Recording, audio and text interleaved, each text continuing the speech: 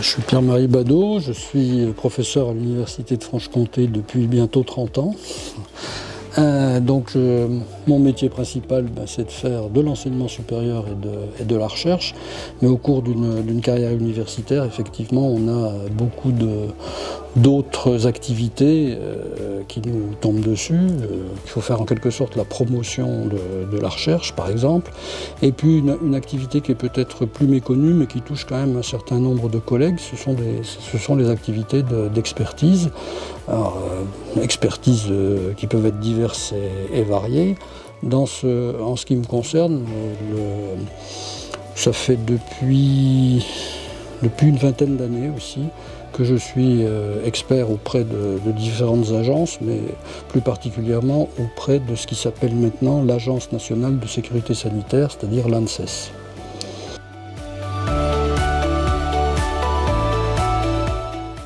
Alors, nitrite et nitrate, c'est un sujet sur lequel j'ai beaucoup travaillé, on va dire, en matière d'écologie.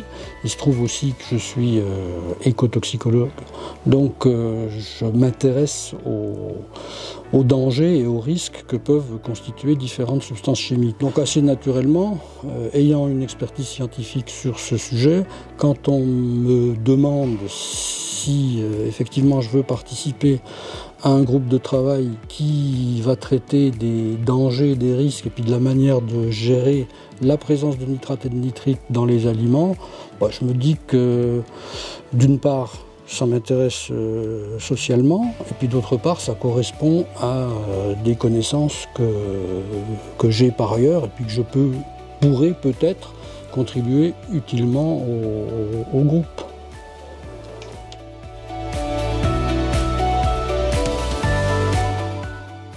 En matière donc de transformation des viandes et de conservation des viandes, et puis aussi un peu d'autres aliments, donc ça peut exister dans certains fromages, ça fait quand même beaucoup d'années qu'on utilise des nitrites pour préserver la qualité de ces viandes et pour les conserver. Donc si les industriels et les artisans, parce qu'il n'y a pas que les industriels qui font ça, si tous les transformateurs qui travaillent dans la filière viande utilisent des nitrites, contrairement à ce qu'on a pu lire de manière exagérée, c'est pas par plaisir d'empoisonner les gens, c'est bien parce qu'à un moment ou un autre, ces molécules, ces ions ont un intérêt et permettent effectivement de maintenir l'aliment dans un état comestible, et on ne risque pas de cette manière-là de développer toute une série de pathologies liées par exemple au développement de micro-organismes pathogènes.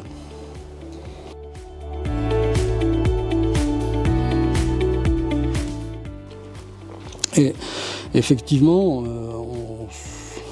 on a acquis au sein du groupe de travail, et on l'a publié c'est publié dans l'avis de l'ANSES, la certitude qu'un excès de nitrite consommé pouvait augmenter l'occurrence de certains cancers, et notamment le cancer du côlon.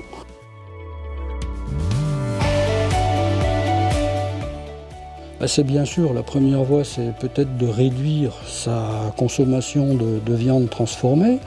L'autre possibilité aussi, bien sûr, c'est de réduire les concentrations de nitrites dans ces viandes transformées, tout en maintenant une sécurité sanitaire suffisante pour pas qu'on ait des développements microbiologiques. Donc la voie ici, elle est relativement étroite. Mais beaucoup d'études montrent qu'on peut effectivement réduire dans une certaine mesure les concentrations en nitrite. Il suffit par exemple on aura de ce fait-là, on aura sans doute des dates limites de consommation qui seront plus courtes. Le consommateur n'est pas nécessairement obligé d'acheter 8 tranches de jambon à la fois, il peut en acheter 2, la date limite sera à peine plus courte, il la gardera 3 jours dans son réfrigérateur au lieu de la garder 15 ou plus, et du coup on peut tout à fait imaginer que le résultat soit satisfaisant, tant en matière de protection de la santé publique. Quand vous mangez du jambon, vous ne risquez pas le développement de maladies dues aux pathogènes, vous ne risquez pas le botulisme ou la salmonellose. Et puis d'un autre côté, après 30 ou 40 ans d'exposition, ou peut-être un peu moins, vous ne risquez pas non plus d'augmenter vos chances d'avoir telle ou telle pathologie cancéreuse. Mais pour l'instant, on peut manger du jambon, je pense, sans trop de risques, à condition de ne pas se nourrir qu'avec du jambon.